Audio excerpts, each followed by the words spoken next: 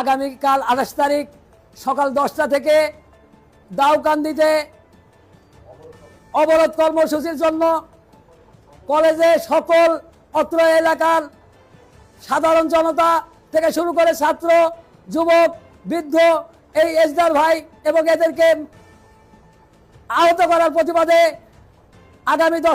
আগামীকাল 10টা থেকে বেলা 4 ঘটিকা পর্যন্ত অবস্থান কর্মসূচি ঘোষণা দিলাম।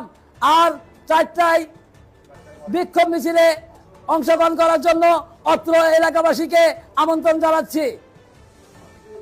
আর আগামীকালকেই আবার পুনরায় যদি কর্মসূচি ঘোষণা করা হবে ধারাবাহিকভাবে, যতক্ষণ না এই আওয়ামী লীগের দোসর আব্দুর রাজ্জাককে অপসারণ করা হচ্ছে ততক্ষণ এই দাউকান্দি এলাকার জনতা নিয়ে রাজপথ থেকে কেউ যাবে না।